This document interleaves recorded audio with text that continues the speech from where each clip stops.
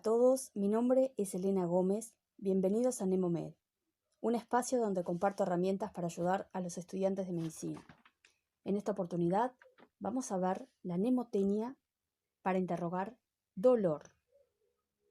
ATILIEF, A de aparición, T de tipo, I de intensidad, L de localización, I de irradiación, E de evolución y F de fenómenos acompañantes. Cuando preguntamos aparición, nos estamos refiriendo a la forma de comienzo, cuándo empezó y cómo empezó ese dolor, las circunstancias de aparición en la cual empezó, qué estaba haciendo cuando empezó. Esa es la pregunta que le hacemos. ¿Cuándo empezó? ¿Cómo empezó? ¿Fue súbito? ¿Fue de manera lenta? ¿Fue de manera insidiosa? Un proceso de inicio súbito, por ejemplo, nos puede orientar a un origen vascular. Un proceso, una forma de comienzo lenta nos puede orientar a un origen tumoral, por ejemplo. Un comienzo insidioso, que sería ese comienzo lento, que al principio no es muy obvio, que no tiene síntomas muy específicos, que en el decorrer del tiempo se va haciendo más fuerte. Ese comienzo insidioso puede orientarnos a alguna patología de origen biliar, por ejemplo.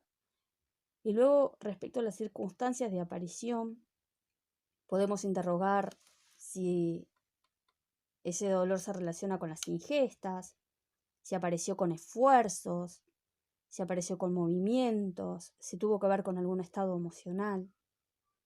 Y podemos profundizar un poco más en esas circunstancias de aparición a medida que vamos tomando información del interrogatorio. Por ejemplo, si el paciente nos relata que ese dolor tiene relación con las ingestas, podemos investigar el ritmo diario del sufrimiento. Se investigará, por ejemplo, si el dolor está presente cuando el paciente se despierta, si calma al desayunar, cuánto tiempo después de comer reaparece o con el resto de las comidas del día. Vamos viendo la relación que tiene. Acá el ejemplo más fácil de entender de esto sería la úlcera, que el paciente puede presentar un dolor que aparece con el apetito, lo que conocemos como hambre dolorosa, que calma cuando come, con la ingestión de alimentos, o al revés, un dolor que aparece cuando el paciente come, y esto hace que el paciente rehúya el alimento porque siente que pasa mejor cuando no come o cuando come menos, con comidas muy chiquitas, ¿no? Y esto puede servirnos para hacer diagnóstico diferencial en una úlcera. En el primer caso sería una úlcera duodenal y en el último caso sería una úlcera gástrica. En cuanto al tipo de dolor, le preguntamos al paciente ¿cómo es ese dolor? Bueno, te puede decir, ese dolor es como me aprieta y señala el pecho. Bueno, un dolor de tipo opresivo, constrictivo, como si te apretara, como si comprimiera, que puede ser el dolor típico de una angina. Un dolor punzante, un dolor como puntada, como una puñalada o perforante. ¿Ah? Eso sería un dolor punzante, un dolor lancinante, que es el dolor típico de la neuralgia, que es un dolor punzante muy intenso. Un dolor urente con sensación de ardor que quema, típico de las úlceras. Un dolor cólico, que puede ser, por ejemplo, una manifestación que expresa la lucha de una víscera hueca a un obstáculo que se encuentra en la luz. Un dolor gravativo, que es esa sensación de pesadez que evoca alguna lesión intravisceral, como una hepatitis, por ejemplo, puede dar ese dolor gravativo.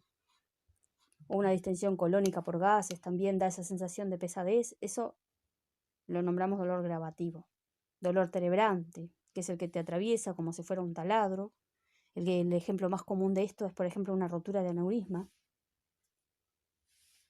Un dolor pulsátil, que es el dolor asociado al pulso, que es rítmico, y lo vemos, por ejemplo, en algunas cefaleas migrañosas, algunos abscesos, vemos ese dolor pulsátil. Ese dolor sordo, también muy intenso, continuo, que se puede ver en algún periodo de alguna neoplasia. Y bueno, con esto caracterizamos el tipo de dolor.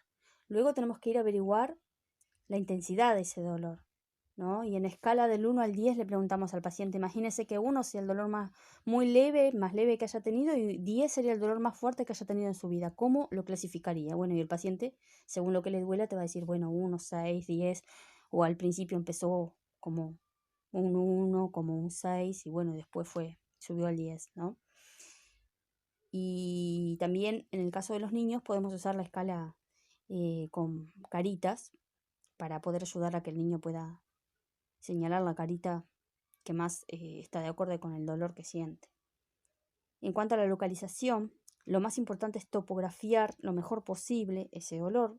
Por ejemplo, si es una cefalea, puedo decir si es holocraniana, si es hemicraniana, cuál hemicráneo derecho, izquierdo, es occipital, es retroocular, esa cefalea. Si es en el tórax, es un dolor retroesternal. Es un dolor tipo puntada de lado, es un dolor tipo angina. Si es en abdomen, vamos a nombrar las regiones del abdomen que duelen. El abdomen tiene regiones y bueno, vamos a nombrar las regiones del abdomen y topografiar ese dolor correctamente. Si es un miembro, bueno, vamos a decir dolor en miembro superior izquierdo, dolor en miembro inferior derecho. Topografiar correctamente para que quede correctamente constatado en la historia clínica.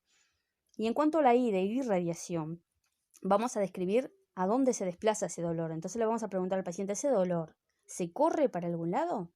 Y esto nos va a permitir orientar el diagnóstico, ¿no? Por ejemplo, si tenemos un dolor de origen biliar con irradiación a hombro derecho o hacia la región interescapular, bueno, eso nos orienta a patologías, ¿no? de cálculos biliares.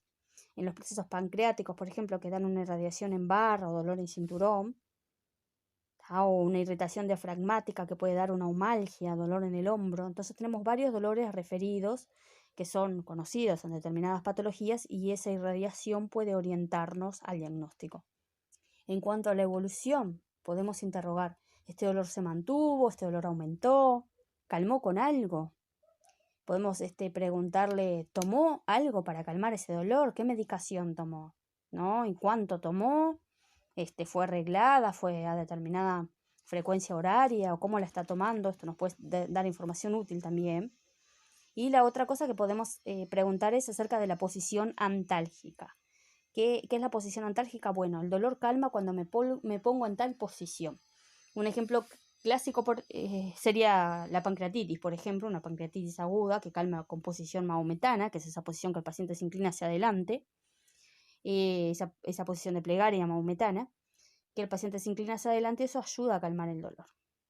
Entonces, podemos describirlo en historia clínica calma con posición maometana.